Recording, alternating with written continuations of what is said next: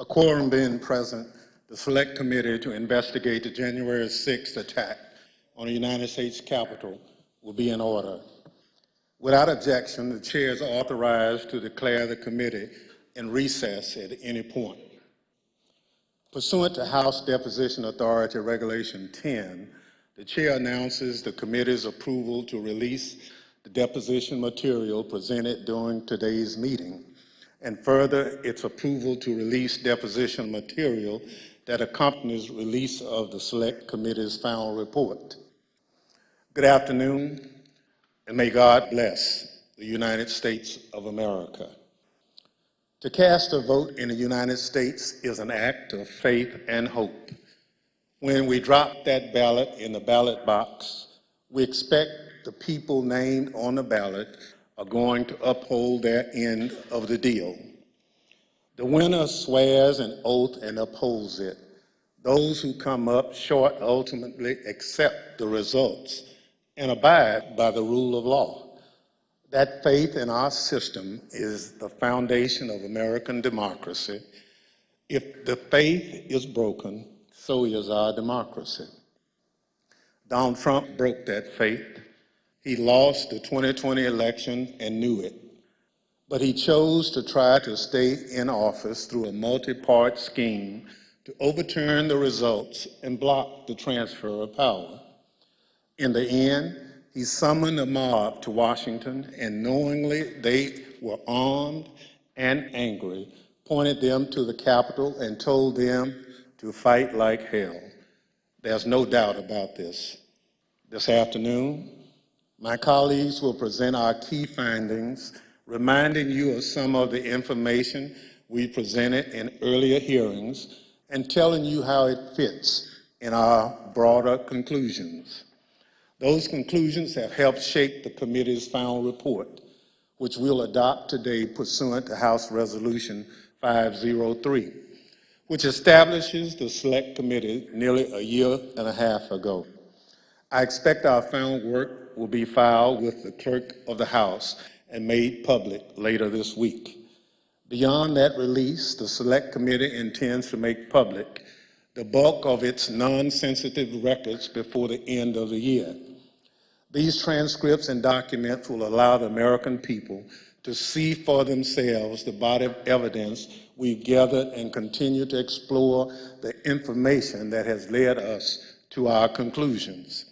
This committee is nearing the end of its work, but as the country, we remain in strange and uncharted waters. We've never had a president of the United States stir up a violent attempt to block the transfer of power. I believe nearly 2 years later, this is still a time of reflection and reckoning. If we are to survive as a nation of laws and democracy, this can never happen again. How do we stop it?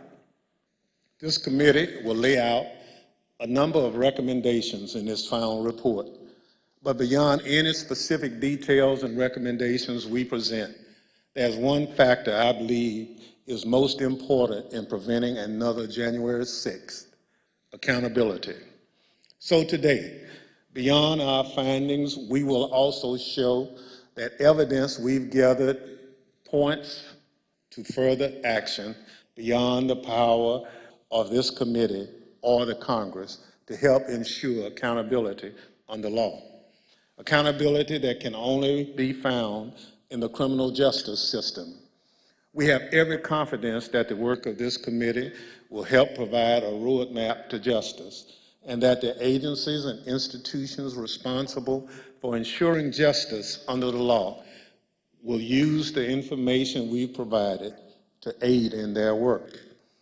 And for those of you who have followed this committee's work, I hope we've helped make clear that there's a broader kind of accountability.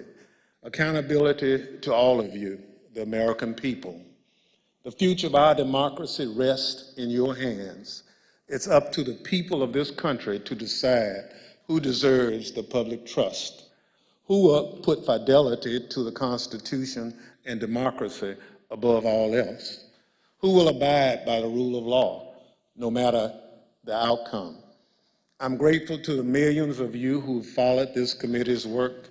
I hope we lived up to our commitment to present the facts and let the facts speak for themselves.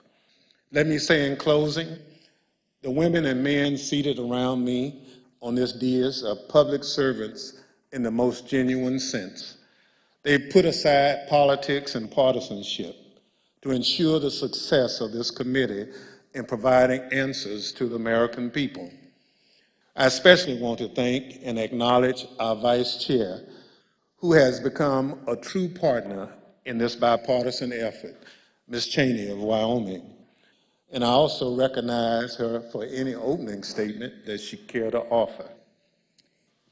Thank you very much, Mr. Chairman, and thank you for your tremendous leadership of this committee. I know we all have benefited greatly from your wisdom and your wise counsel, so thank you very much. In April of 1861, when Abraham Lincoln issued the first call for volunteers for the Union Army, my great-great-grandfather, Samuel Fletcher Cheney, joined the 21st Ohio Volunteer Infantry. He fought through all 4 years of the Civil War, from Chickamauga to Stones River to Atlanta. He marched with his unit in the Grand Review of Troops up Pennsylvania Avenue in May of 1865, past a reviewing stand where President Johnson and General Grant were seated. Silas Canfield, the regimental historian of the 21st Ohio Volunteer Infantry, described the men in the unit this way. He said they had a just appreciation of the value and advantage of free government and the necessity of defending and maintaining it. And they enlisted, prepared to accept all the necessary labors, fatigues, exposures, dangers, and even death for the unity of our nation and the perpetuity of our institutions. I have found myself thinking often, especially since January 6th, of my great-great-grandfather and all those in every generation who have sacrificed so much for the unity of our nation and the perpetuity of our institutions. At the heart of our republic is the guarantee of the peaceful transfer of power. Members of Congress are reminded of this every day as we pass through the Capitol Rotunda. There, 8 magnificent paintings detail the earliest days of our republic. One, painted by John Trumbull, depicts the moment in 1793 when George Washington resigned his commission, handing control of the Continental Army back to Congress. Trumbull called this, quote, one of the highest moral lessons ever given the world. With this noble act, George Washington established the indispensable example of the peaceful transfer of power in our nation. Standing on the west front of the Capitol in 1981, President Ronald Reagan described it this way: the orderly transfer of authority as called for in the Constitution routinely takes place, as it has for almost 2 centuries, and few of us stop to think how unique we really are. In the eyes of many in the world, this every 4-year ceremony that we accept as normal is nothing less than a miracle. Every president in our history has defended this orderly transfer of authority, except one. January 6, 2021 was the first time one American president refused his constitutional duty to transfer power peacefully to the next. In our work over the last 18 months, the Select Committee has recognized our obligation to do everything we can to ensure this never happens again. At the beginning of our investigation, we understood that tens of millions of Americans had been persuaded by President Trump that the 2020 election was stolen by overwhelming fraud. And we also knew this was flatly false. We knew that dozens of state and federal judges had addressed and resolved all manner of allegations about the election. Our legal system functioned as it should, but our president would not accept the outcome. Among the most shameful of this committee's findings was that President Trump sat in the dining room off the Oval Office watching the violent riot at the Capitol on television. For hours, he would not issue a public statement instructing his supporters to disperse and leave the Capitol, despite urgent pleas from his White House staff and dozens of others to do so. Members of his family, his White House lawyers, virtually all those around him knew that this simple act was critical. For hours, he would not do it. During this time, law enforcement agents were attacked and seriously injured. The Capitol was invaded, the electoral count was halted, and the lives of those in the Capitol were put at risk. In addition to being unlawful, as described in our report, this was an utter moral failure and a clear dereliction of duty. Evidence of this can be seen in the testimony of President Trump's own White House counsel and several other White House witnesses. No man who would behave that way at that moment in time can ever serve in any position of authority in our nation again. He is unfit for any office. The committee recognizes that our work has only begun. It's only the initial step in addressing President Trump's effort to remain in office illegally. Prosecutors are considering the implications of the conduct that we describe in our report, as are citizens all across our nation. In 1761, John Adams wrote, "The very ground of our liberties is the freedom of elections." Faith in our elections and the rule of law is paramount to our republic. Election deniers, those who refuse to accept lawful election results, purposely attack the rule of law and the foundation of our country. The history of our time will show that the bravery of a handful of Americans doing their duty saved us from an even more grave constitutional crisis. Elected officials, election workers, and public servants stood against Donald Trump's corrupt pressure. Many of our committee's witnesses showed selfless patriotism, and their words and courage will be remembered. The brave men and women of the Capitol Police, the Metropolitan Police, and all the other law enforcement officers who fought to defend us that day saved lives and our democracy. Finally, I wish to thank my colleagues on this committee. It has been a tremendous honor to serve with all of you. We have accomplished great and important things together, and I hope we have set an example. And I also want to thank all of those who have honorably contributed to the work of our committee and to our report. We have accomplished much over a short period of time. Many of you sacrificed for the good of our nation. You have helped make history, and I hope helped to right the ship. Thank you, Mr. Chairman. I yield back. Gentlelady yields back. As you know, this is our final meeting of our committee. Over the course of the last year and a half, we presented evidence in 10 public hearings, testimony from our brave law enforcement officers, senior White House and campaign officials, and many others. Today, we are prepared to share our final findings with you.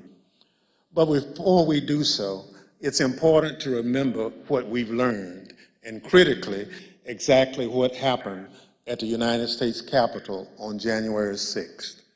Without objection, I include in the record a video presentation of some of the key evidence our investigation has uncovered.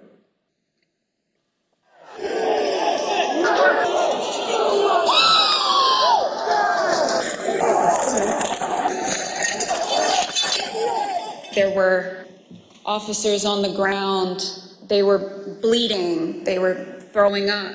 I mean, I saw friends with blood all over their faces. I was slipping in people's blood. As I was swarmed by a violent mob, they ripped off my badge. They grabbed and stripped me of my radio. They seized ammunition that was secured to my body. They began to beat me with their fists and with what felt like hard metal objects. The key thing to do is to claim victory. No, we won. Fuck you. Sorry, over. We won. Yeah. You're wrong. Fuck you. Right out of the box on election night, the president claimed that there was major fraud underway. I mean, this happened, as far as I could tell, before there was actually any potential of looking at evidence. I didn't think what was happening was necessarily honest or professional at that point in time. So that led to me stepping away. Generally discussed on that topic was whether the fraud, maladministration, abuse, or irregularities, if aggregated and read most favorably to the campaign, would that be outcome determinative?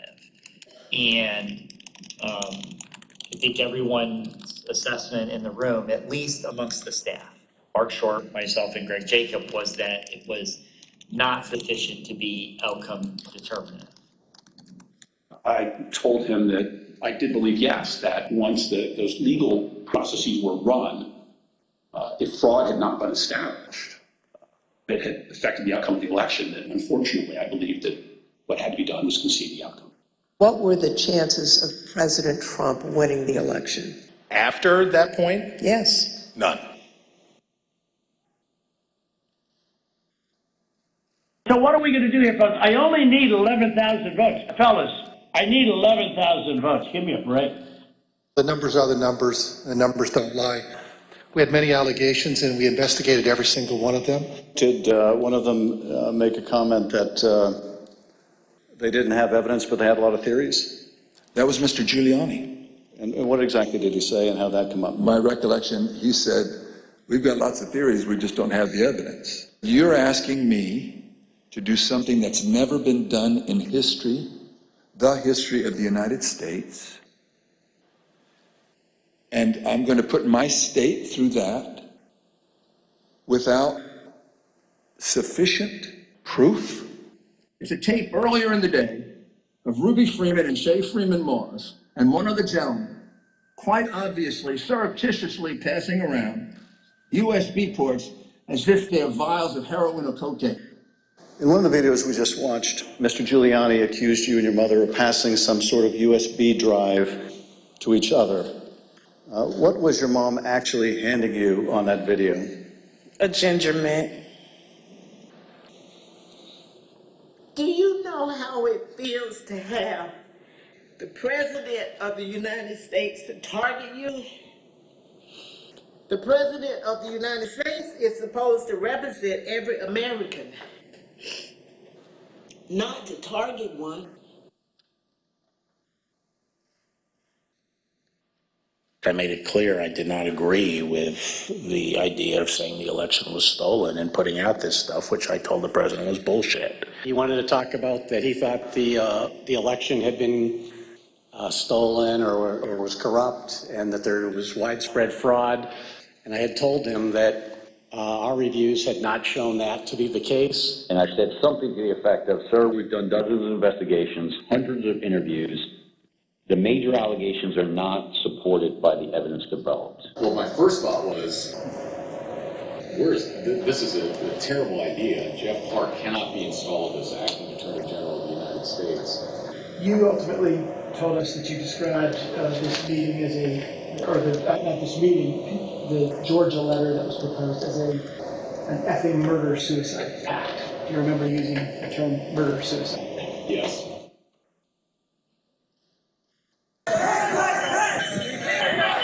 Was it your impression that the Vice President had directly conveyed his position on these issues to the President, not just to the world through a Dear Colleague letter, but directly to President Trump? Many times. My view is that the Vice President didn't have the legal authority to do anything except what he did. And I said, hold on a second, I want to understand what you're saying. You're saying that you believe the Vice President, acting as President of the Senate, can be the sole decision maker as to, under your theory, who becomes the next President of the United States? And you said yes. And I said, are you out of your effing mind?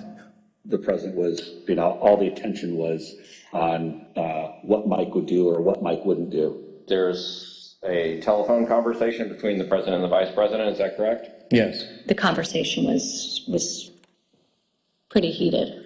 Apologize for being impolite, but do you remember what she said? Her father called him The P word. It was clear that it was escalating and escalating quickly. So then when that tweet, the Mike Pence tweet, was sent out, I remember us saying that that was the last thing that needed to be tweeted at that moment. It felt like he was pouring gasoline on the fire by tweeting that. They've gained access to the second floor, and I've got public about 5 feet from me down here below. Okay, copy. They are on the second floor, moving in now. We may want to consider getting out and leaving now. Copy. The members of the VP detail at this time were starting to fear for their own lives. There were calls to say goodbye to family members, so on and so forth. Approximately 40 feet. That's all there was. 40 feet between the vice president and the mob. Donald Trump and his allies and supporters are a clear and present danger to American democracy.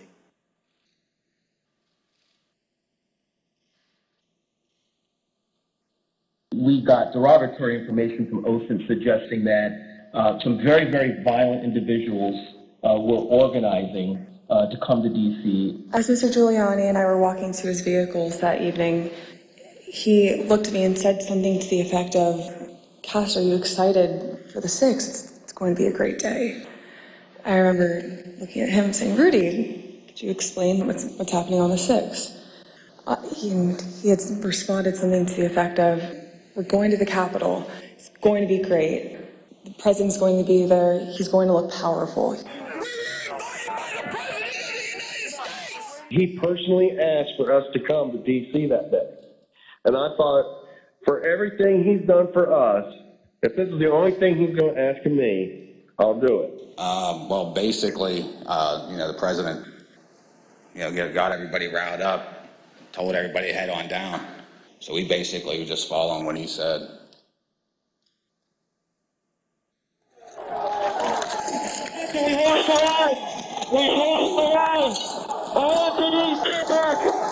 Within 15 minutes of leaving the stage, President Trump knew that the Capitol was besieged and under attack.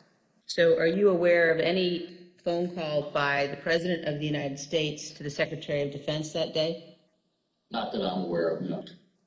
Are you aware of any phone call by the President of the United States to the Attorney General of the United States that day? No. Are you aware of any phone call by the President of the United States to the Secretary of Homeland Security that day? I'm not aware of that, no. Did you ever hear the president No. ask for the national No. guard? Did you ever hear the president ask for law enforcement response? No. We got an assault going on the Capitol of the United States of America. There's nothing. No call, nothing, zero. I remember Pat saying something to the effect of, "Mark, we need to do something more. They're literally calling for the vice president to be effing hung." And Mark had responded something to the effect of, "You heard him, Pat. He thinks Mike deserves it. He doesn't think they're doing anything wrong." Who on the staff did not want people to leave the Capitol? On the staff? In the White House. I can't think of anybody, on that day who didn't want people to get out of the Capitol once particularly once the violence started. No. I mean,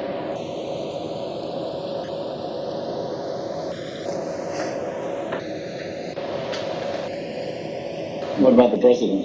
Yeah. well, she said the staff. So I answered. No, I said in the White House. Oh, I'm sorry. I apologize. I thought you said who else on the staff.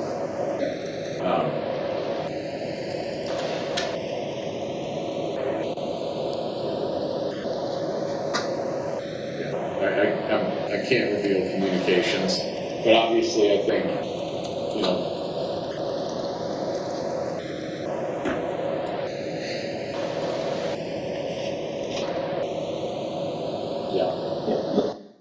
I said, "Good, John. Now I'm going to give you the best free legal advice you're ever getting in your life. Get a great effing criminal defense lawyer. You're going to need it." General Flynn, do you believe in the peaceful transition of power in the United States of America? Let's go.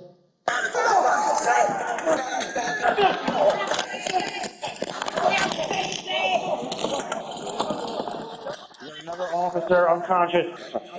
Sir, what, sorry?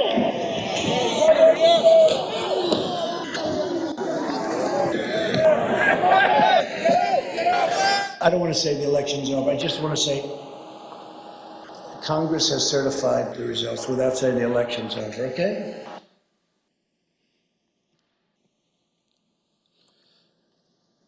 The chair now recognizes the gentlewoman from California, Ms. Lofgren, for an opening statement. Thank you, Mr. Chairman. Over the last 18 months, the Select Committee has conducted a congressional investigation of enormous scale, seeking to uncover the depth and breadth of ex-President Trump's multi-part plan to reverse the lawful outcome of the 2020 presidential election. We've compiled an immense volume of documents collected from countless individuals, law enforcement agencies, and federal and state authorities. Many of our efforts to get the evidence required litigation in federal court, including the U.S. Supreme Court. We've taken the testimony of hundreds of witnesses. Now, while we couldn't show them all during the hearings, we focused on those who were most central, including our ex-president's White House aides, his senior Department of Justice officials, and senior members of his campaign. Based on this assembled evidence, the Select Committee has reached a series of specific findings. Now, many of these findings pertain to what has been called the big lie, the enormous effort led by ex-President Trump to spread baseless accusations and misinformation in an attempt to falsely convince tens of millions of Americans that the election had been stolen from him. Beginning even before the election and continuing through January 6th and thereafter, Donald Trump purposely disseminated false allegations of fraud in order to aid his effort to overturn the 2020 election. Ex-President Trump's decision to declare victory falsely on election night wasn't a spontaneous decision. It was premeditated. The committee has evidence that ex-President Trump planned to declare victory and unlawfully to call for the vote counting to stop, and that he told numerous allies about his intent in the weeks before the election. The committee found that Mr. Trump raised hundreds of millions of dollars with false representations made to his online donors. The proceeds from his fundraising, we have learned, have been used in ways that we believe are concerning. In particular, the committee has learned that some of those funds were used to hire lawyers. We've also obtained evidence of efforts to provide or offer employment to witnesses. For example, one lawyer told a witness the witness could, in certain circumstances, tell the committee that she didn't recall facts when she actually did recall them. That lawyer also did not disclose who was paying for the lawyer's representation, despite questions from the client seeking that information. He told her, quote, "We're not telling people where funding is coming from right now." We've learned that a client was offered potential employment that would make her, quote, "financially very comfortable," as the date of her testimony approached, by entities that were apparently linked to Donald Trump and his associates. These offers were withdrawn or didn't materialize as reports of the content of her testimony circulated. The witness believed this was an effort to affect her testimony, and we are concerned that these efforts may have been a strategy to prevent the committee from finding the truth. Throughout the post-election period, ex-President Trump was told repeatedly by his campaign advisors, government officials, and others there was no evidence to support his claims of election fraud. Even since our last hearing, the Select Committee has obtained testimony from new witnesses who've come forward to tell us about their conversations with ex-President Trump on this topic. Here is one of his senior advisors, Hope Hicks. Seeing evidence of fraud on a scale that would have impacted the outcome of the election, and I was becoming increasingly concerned that we were damaging We were damaging his legacy. What did the president say in response to what you just described? He said something along the lines of, nobody will care about my legacy if I lose. So that won't matter. The only thing that matters is winning. Despite all that, he continued to purposely and maliciously make false claims, sometimes within a day of being told that a particular claim was false and unsupported by the evidence. By the time the Electoral College met to cast its votes on December 14th, 2020, a number of President Trump's senior staff, cabinet officials, and members of his family were urging him to facilitate a peaceful transition to the incoming administration. He disregarded their advice, and he continued to claim publicly that the election had been stolen from him. Numerous state and federal courts evaluated and rejected the Trump campaign's claims of voter fraud, including 11 judges appointed by ex-President Trump himself. Many of these courts issued scathing opinions, criticizing the lack of evidence that ex-President Trump and his allies had advanced to support their claims. Numerous individuals associated with these efforts have since acknowledged that they were unable to find sufficient evidence of fraud to affect the election results, including in testimony to this select committee. Still, ex-President Trump repeated those false claims and tried to convince his supporters the election was stolen. This was an attempt to justify overturning the lawful election results. Donald Trump knowingly and corruptly repeated election fraud lies, which incited his supporters to violence on January 6th. He continues to repeat his meritless claim that the election was stolen even today and continues to erode our most cherished and shared belief in free and fair elections. Mr. Chairman, I yield back. Gentlewoman yields back. The chair recognizes the gentleman from California, Mr. Schiff, for an opening statement. Thank you, Mr. Chairman. Building on his constant repetition of the big lie, President Trump engaged in an unprecedented effort to obstruct the joint session on January 6th, the proceeding where his electoral loss would be certified by Congress.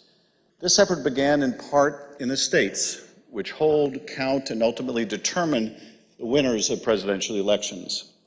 Many state officials were targeted by President Trump and his campaign. The local election workers he accused baselessly of election fraud, the state officials he pressured to stop the count or to find votes that didn't exist, and the state legislative officials he urged to disregard the popular will of the voters and their oath of office in order to name him the winner instead. Here are the Select Committee findings about President Trump's state pressure campaign. President Trump and his enablers repeatedly pressured state officials to take action to overturn the results of the election. The most dramatic example of this campaign of coercion was the president's January 2nd, 2021 call to Georgia Secretary of State Brad Raffensperger, in which the president urged the secretary to find 11,780 votes he needed to change the outcome in that state. During that call, President Trump again repeated conspiracy theories about the election that his own appointees at the Department of Justice had already debunked.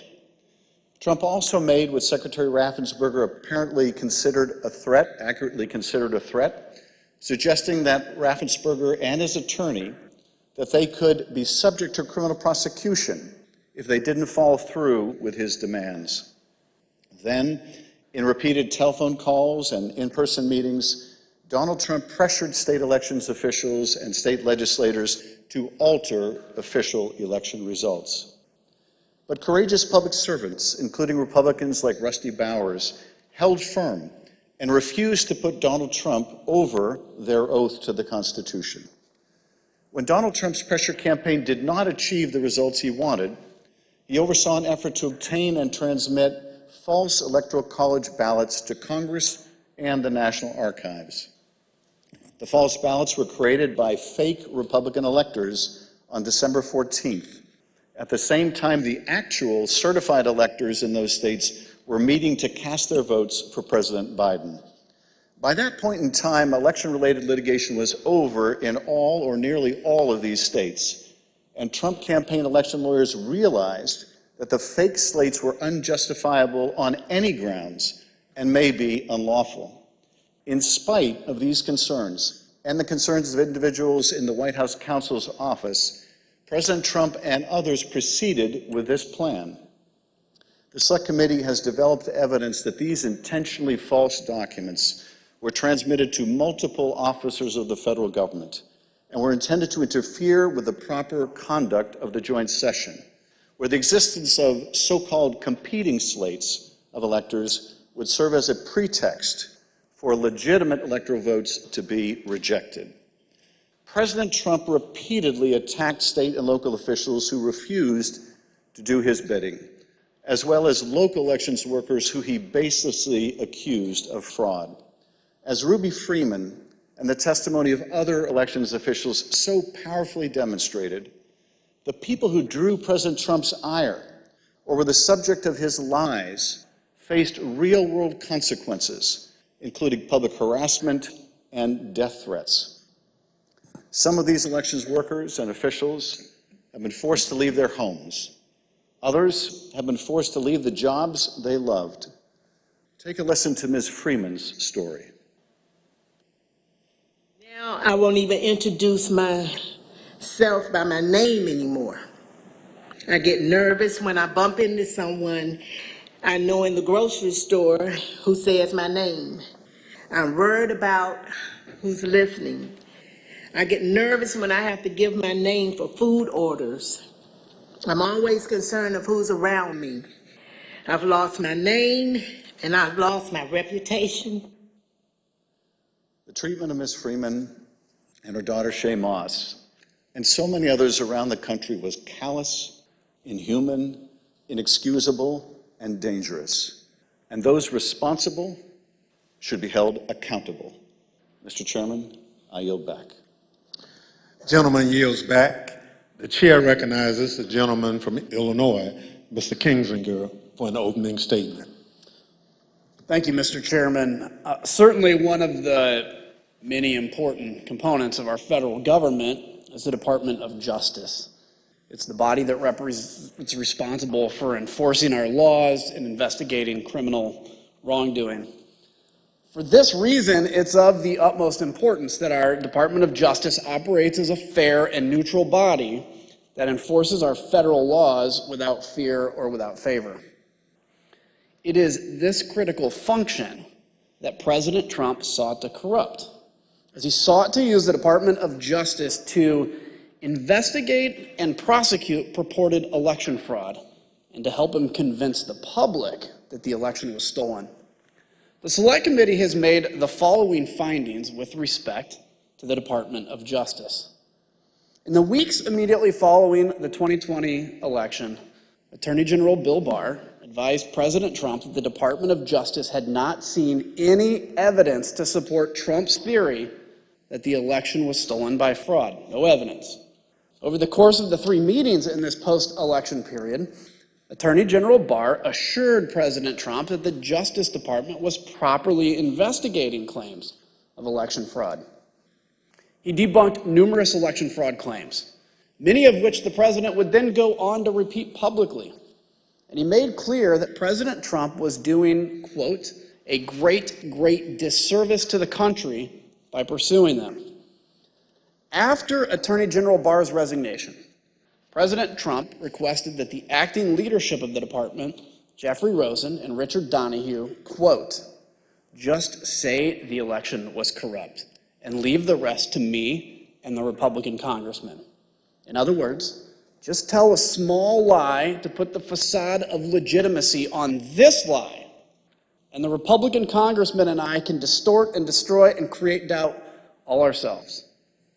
Between December 23rd and January 3rd, President Trump called or met with them nearly every day and was told repeatedly the department investigation showed no factual support for Trump's fraud allegations. Mr. Rosen and Mr. Donahue told him that the fraud claims were simply untrue. As Mr. Rosen and Mr. Donahue continued to resist, President Trump then tried to install a loyalist named Jeffrey Clark to lead the department as acting Attorney General. On several occasions, Clark met with the president, apparently along with Representative Scott Perry, without authorization, promising to take the actions that Barr, Rosen, and Donahue had refused to take. In particular, Mr. Clark intended to send a letter that he had drafted with the help of a political appointee that the White House installed at DOJ with just weeks left in the administration. Mr. Clark intended to send the letter to officials in numerous states, informing them falsely, of course, that the department had identified significant concerns about the election results in their state and encouraging their state legislatures to come into special session to consider appointing Trump rather than Biden electors. Here's Acting Deputy Attorney General Donahue describing his reaction to Mr. Clark's proposed letter. Some drafting letters without the knowledge of what the department had actually done in terms of investigations, that he was being reckless. And I recall toward the end saying, what you're proposing is nothing less than the United States Justice Department meddling in the outcome of a presidential election. Knowing that existing department leadership would not support his false election claims, President Trump offered Mr. Clark the job of acting Attorney General. In a dramatic January 3rd meeting in the Oval Office, Rosen, Donahue, White House counsel Pat Cipollone, and White House lawyer Eric Hirschman strongly objected to the appointment of Jeffrey Clark as acting Attorney General. Mr. Clark pleaded his case and offered to send the letter that he had drafted. The White House counsel called the Clark letter, quote, a murder-suicide pact. Numerous White House and Department of Justice lawyers all threatened to resign if Mr. Clark was appointed. Donald Trump would be leading a graveyard. It was only after the threat of mass resignations that President Trump rescinded his offer to Mr. Clark. Mr. Chairman, I yield back. Gentleman yields back. The chair recognizes the gentleman from California, Mr. Aguilar, for an opening statement. Thank you, Mr. Chairman. Former President Trump's multi-part plan didn't stop with the states or with the Department of Justice. It touched nearly every component of our federal system, ranging from the courts to Congress to his own Vice President, Mike Pence. In the weeks before January 6th, Mr. Trump turned to the man who had served him loyally for 4 years. He embraced an illegal scheme proposed by John Eastman and others who concocted an unfounded legal theory that the Vice President could reject Joe Biden's electoral votes during the joint session. When Vice President Pence and many others, including Trump's own lawyer, John Eastman, told him correctly that former President Trump spearheaded an unprecedented campaign to coerce him to do it anyway, ultimately culminating in a dangerous threat to Mr. Pence's life on January 6th. These are the Select Committee's findings with respect to the pressure campaign against the Vice President. John Eastman admitted in advance of the 2020 election that Mike Pence could not lawfully refuse to count official electoral votes.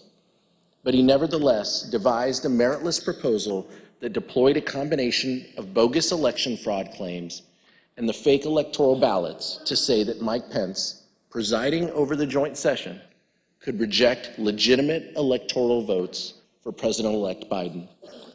But still, President Trump accepted and repeated Eastman's theory and used it to pressure the Vice President to take unlawful action.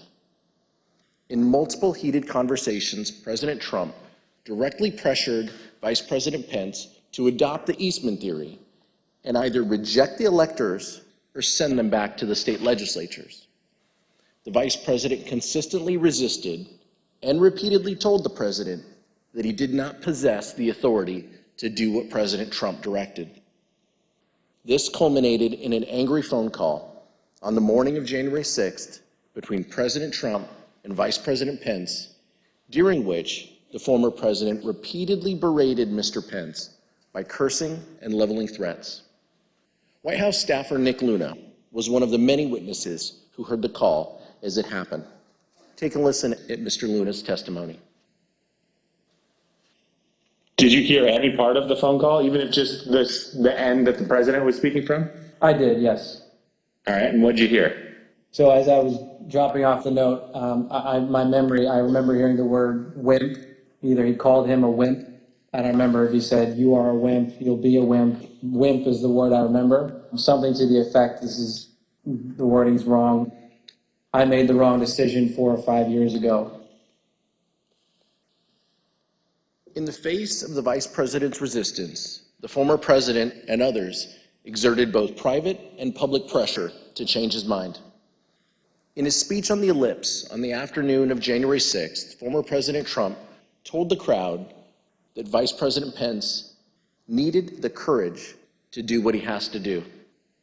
Once the riot began, President Trump deliberately chose to issue a tweet attacking Mr. Pence, knowing that the crowd had already grown violent. Almost immediately thereafter, the crowd around the Capitol surged, and between 2:30 and 2:35 p.m., the Metropolitan Police line on the west front of the Capitol broke. This was the first time in MPD history that a line like this had broken. Rioters at the Capitol were heard chanting, "Hang Mike Pence," through the afternoon. As a result of this unrest, Vice President Pence was forced to flee to a secure location where he actively coordinated with law enforcement and other governmental officials to address the ongoing violence. Mr. Chairman, I yield back. Gentleman yields back. The chair recognizes the gentlewoman from Florida, Ms. Murphy, for an opening statement. Thank you, Mr. Chairman. Ultimately, President Trump did not succeed in bending state and federal officials to his will.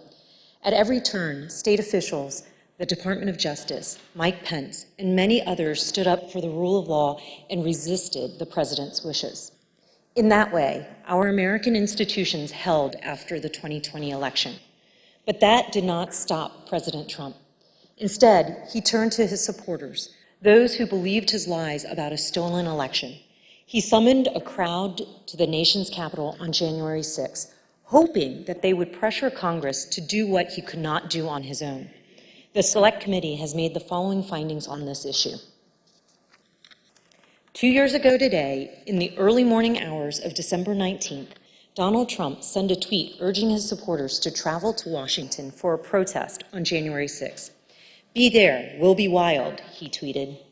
Between December 19th and January 6th, the president repeatedly encouraged his supporters to come to Washington. The president's December 19th tweet galvanized domestic violent extremists, including members of the Oath Keepers, the Proud Boys, and organized militia groups. These individuals began organizing to come to the Capitol in large numbers with the specific intent to use violence to disrupt the certification of the election during the joint session. Prior to January 6th, the FBI, Secret Service, U.S. Capitol Police, D.C. government, and other law enforcement agencies gathered substantial evidence suggesting the risk of violence at the Capitol during the joint session. These included warnings like the following. Their plan is to literally kill people. Please take this tip seriously and investigate further. President Trump's supporters have proposed a movement to occupy Capitol Hill. Alert regarding the VP being a dead man walking if he doesn't do the right thing. I saw several other alerts saying they will storm the Capitol if he doesn't do the right thing. In the days leading up to January 6th, President Trump's advisors explicitly told him that he should encourage his supporters to be peaceful that day, but he refused. One witness, Hope Hicks, provided the committee with records of her text messages on January 6th. In one exchange with another staffer, he texted her, "Hey, I know you're seeing this, but he," referring to President Trump, "really should tweet something about being nonviolent." "I'm not there," Hicks replied. "I suggested it several times Monday and Tuesday, and he refused." When Ms. Hicks came in to provide testimony to the committee, we asked her about this exchange. Her explanation is that the he in this text wasn't the president, but rather it was Eric Hirschman. Take a listen to her testimony. When you wrote, "I suggested it several times," and it presumably means that the president say something about being nonviolent. You wrote, I suggested it several times Monday and Tuesday, and he refused. Tell us what happened. Sure. I didn't speak to the president about this directly, but I communicated people like Eric Hirschman that it was my view that it was important that the president put out some kind of message in advance of the event. And what was Mr. Hirschman's response? Mr. Hirschman said that he had made the same, recommendation directly to the president, and that he had refused. Just so I understand, Mr. Hirschman said that he had already recommended to the president convey a message that people should be peaceful on January 6th, and the president had refused to do that? Yes. The public will be able to review this in the transcripts and see the perspective Eric Hirschman gave before we took Hope Hicks's testimony. Despite having knowledge of the threats of violence presented by the crowd gathered on January 6th, President Trump gave an incendiary speech, declaring without basis that the election had been stolen and encouraging his supporters to fight like hell. And during the speech and immediately thereafter, President Trump stated his intention to travel to the Capitol with his supporters in an effort to influence the joint session. The Select Committee has developed evidence indicating that President Trump did, in fact, intend to go to the Capitol on the afternoon of January 6th, and that he repeatedly expressed that intention during the afternoon and in the days prior. Mr. Chairman, I yield back. Gentlewoman yields back. The chair recognizes the gentlewoman from Virginia, Mrs. Luria, for an opening statement. Thank you, Mr. Chairman. All of President Trump's efforts came to a head on the afternoon of January 6th. Standing on the stage of the ellipse, President Trump told tens of thousands of angry supporters that the election was stolen, that they had the power to change that if they marched to the Capitol, and that they wouldn't have a country anymore if the presidency was taken away from him. He told them he would be there with them. And then, as the crowd descended on the Capitol, President Trump watched it on television. Despite pleas from his senior advisors, from lawmakers on the Hill, and from his own children, President Trump would not issue a public statement instructing his supporters to disperse and leave the Capitol. Mr. Trump's failures spanned the period from 1:10 p.m., when his speech ended and he instructed his supporters to march to the Capitol, to 4:17 p.m., when he finally, begrudgingly, told his supporters to go home. For 187 minutes, he actively disregarded his constitutional obligation to take care that the laws are faithfully executed. As we've established through months of investigation, that is because the mob wanted what President Trump wanted, to impede the peaceful transition of power. These are the Select Committee's findings about President Trump's dereliction of duty. From the outset of the violence, and for several hours that followed, people at the Capitol, people inside President Trump's administration, elected officials of both parties, members of President Trump's own family, and even Fox News commentators who were sympathetic to President Trump, all tried to contact the White House to urge him to do one singular thing, the one thing that all of these people immediately understood was required: instruct his supporters to leave the Capitol. The president repeatedly refused pleas as he watched the violence at the Capitol on television. During the day, the president never spoke with National Guard, the Department of Defense, the Department of Justice, or any law enforcement agency. At no point during the day, or any other, did he issue any order to deploy any law enforcement agency to assist. Multiple witnesses, including President Trump's White House counsel, testified to these facts. Your White House employees, who had been speaking directly with President Trump, state that he didn't want anything done. The president was making phone calls that afternoon, but they weren't to law enforcement officials. Rather, President Trump continued to call his lawyer, Rudy Giuliani. Both President Trump and Mr. Giuliani spoke with congressional leaders, even after the violence had begun, to encourage them to continue delaying the session. Approximately 3 hours after being informed of the violence at the Capitol, hours during which, as our evidence has shown, Donald Trump sat in his dining room and watched the violence on television, the president released a video statement in which he again repeated that the election was stolen, told his supporters at the Capitol that he loved them, and ultimately suggested that they disperse. The statement had an immediate impact on elements of the crowd, many of whom have testified that it led them to depart the Capitol. At 6:01 p.m., President Trump sent his last tweet of the day. He did not condemn the violence. Instead, he attempted to justify it. These are the things and events that happen when a sacred landslide election victory is so unceremoniously and viciously stripped away, he wrote. Remember this day forever. There's no doubt that President Trump thought that the actions of the rioters were justified. In the days after January 6th, he spoke to several different advisors. And in those conversations, he minimized the seriousness of the attack. Here is new testimony from another one of President Senior's advisors, Kellyanne Conway.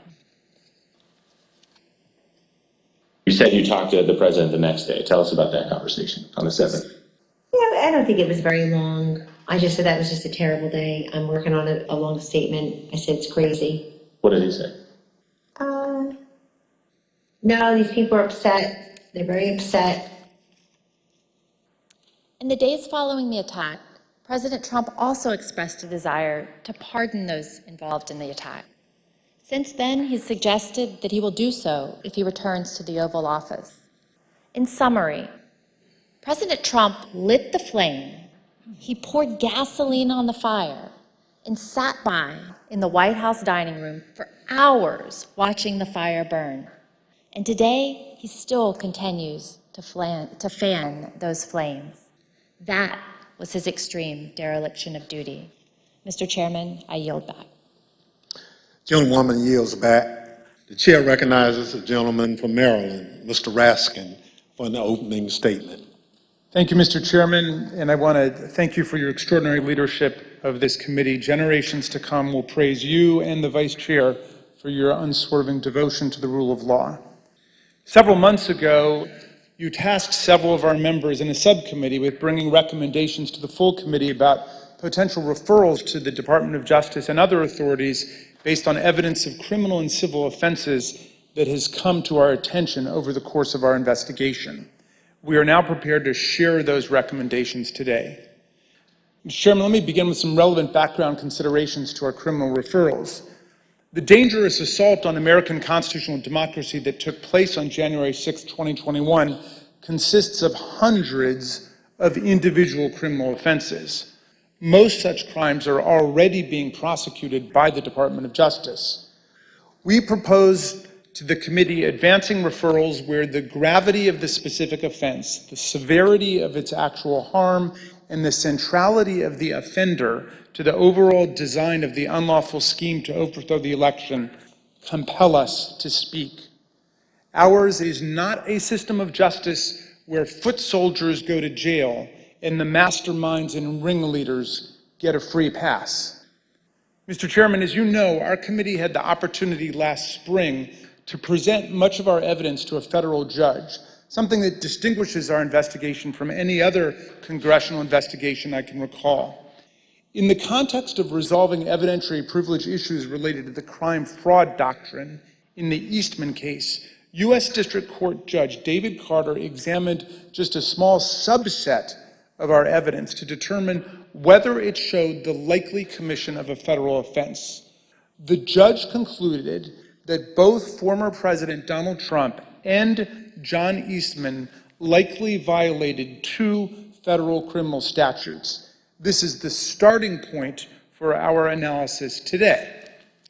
The first criminal statute we invoke for referral, therefore, is Title 18, Section 1512C, which makes it unlawful for anyone to corruptly obstruct, influence, or impede any official proceeding of the United States government. We believe that the evidence described by my colleagues today and assembled throughout our hearings warrants a criminal referral of former President Donald J. Trump John Eastman, and others for violations of this statute. The whole purpose and obvious effect of Trump's scheme were to obstruct, influence, and impede this official proceeding, the central moment for the lawful transfer of power in the United States. Second, we believe that there is more than sufficient evidence to refer former President Donald J. Trump, John Eastman, and others for violating Title 18, Section 371. This statute makes it a crime to conspire to defraud the United States. In other words, to make an agreement to impair, obstruct, or defeat the lawful functions of the United States government by deceitful or dishonest means. Former President Trump did not engage in a plan to defraud the United States acting alone. He entered into agreements, formal and informal, with several other individuals who assisted him with his criminal objectives. Our report describes in detail the actions of numerous co-conspirators who agreed with and participated in Trump's plan to impair, obstruct, and defeat the certification of President Biden's electoral victory. That said, the subcommittee does not attempt to determine all of the potential participants in this conspiracy, as our understanding of the role of many individuals may be incomplete even today because they refuse to answer our questions. We trust that the Department of Justice will be able to form a far more complete picture through its own investigation. Third, we make a referral based on Title 18, Section 1001, which makes it unlawful to knowingly and willfully make materially false statements to the federal government. The evidence clearly suggests that President Trump conspired with others to submit slates of fake electors to Congress and the National Archives. We believe that this evidence we set forth in our report is more than sufficient for a criminal referral of former President Donald J. Trump and others in connection with this offense. As before, we don't try to determine all of the participants in this conspiracy, many of whom refuse to answer our questions while under oath. We trust that the Department of Justice will be able to form a more complete picture through its own investigation. The fourth and final statute we invoke for referral is Title 18, Section 2383. The statute applies to anyone who incites, assists, or engages in insurrection against the United States of America, and anyone who gives aid or comfort to an insurrection. An insurrection is a rebellion against the authority of the United States. It is a grave federal offense anchored in the Constitution itself, which repeatedly opposes insurrections and domestic violence, and indeed uses participation in insurrection by office holders as automatic grounds for disqualification from ever holding public office again at the federal or state level. Anyone who incites others to engage in rebelling, assists them in doing so, or gives aid and comfort to those engaged in insurrection is guilty of a federal crime. The committee believes that more than sufficient evidence exists for a criminal referral of former President Trump for assisting or aiding and comforting those at the Capitol who engaged in a violent attack on the United States. The committee has developed significant evidence that President Trump intended to disrupt the peaceful transition of power under our Constitution. The President has an affirmative and primary constitutional duty to act to take care that the laws be faithfully executed. Nothing could be a greater betrayal of this duty than to assist in insurrection against the constitutional order. The complete factual basis for this referral is set forth in detail throughout our report. These are not the only statutes that are potentially relevant to President Trump's conduct related to the 2020 election. Depending on evidence developed by the Department of Justice, the President's actions could certainly trigger other criminal violations. Nor are President Trump and his immediate team the only people identified for referrals in our report. As part of our investigation, we asked multiple members of Congress to speak with us about issues critical to our understanding of this attack on the 2020 election and our system of constitutional democracy. None agreed to provide that essential information.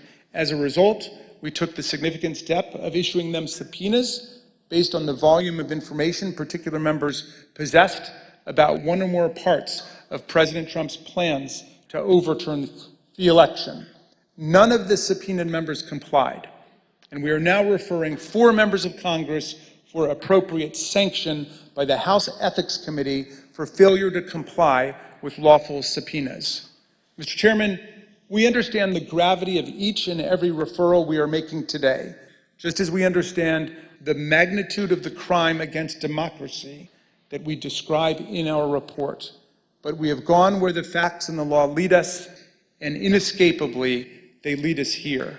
Accordingly, Mr. Chairman, in light of these facts, I ask unanimous consent that the chairman be directed to transmit to the United States Department of Justice relevant Select Committee records in furtherance of these criminal referrals. Without objection, so ordered. Thank you, Mr. Chairman. I now yield back. Gentleman yields back. Pursuant to notice, I now call up Select Committee's final report pursuant to Section 4A of House Resolution 503. The clerk shall designate the report. Final report of the Select Committee to investigate the January 6th attack on the United States Capitol. Without objection, the report will be considered read and open to amendment at this point. I now recognize the gentlewoman from Virginia, Ms. Luria, for a motion. Mr. Chairman, I move that the committee favorably report to the House the Select Committee's final report, which includes the committee's legislative recommendations and criminal referrals of Donald J. Trump and others, pursuant to Section 4A of House Resolution 503. The question is on the motion to favorably report to the House. Those in favor say aye. Aye. Those opposed, no. In the opinion of the chair, the ayes have it. Mr. Chairman, I request a recorded vote. A recorded vote is requested. The clerk will call the roll. Ms. Cheney? Aye. Ms. Cheney, aye. Ms. Lofgren? Aye. Ms. Lofgren, aye. Mr. Schiff? Aye. Mr. Schiff, aye. Mr. Aguilar? Aye. Mr. Aguilar, aye. Mrs. Murphy? Aye. Mrs. Murphy, aye. Mr. Raskin? Aye. Mr. Raskin, aye. Mrs. Luria? Aye. Mrs. Luria, aye. Mr. Kinzinger? Kinzinger, aye. Mr. Kinzinger, aye. How is the chair recorded? Mr. Chairman, you are not recorded. Chair votes aye. Mr. Chairman, aye. The clerk will report the vote. Mr. Chairman, on this vote, there are 9 ayes and 0 noes. The motion is agreed to. Without objection, a motion to reconsider is laid on the table. Without objection, staff is authorized to make any necessary technical or conforming changes to the report to reflect the actions of the committee. The chair requests those in the hearing room remain seated until the Capitol Police have escorted members from the room. There being no further business, without objection, the Select Committee stands adjourned.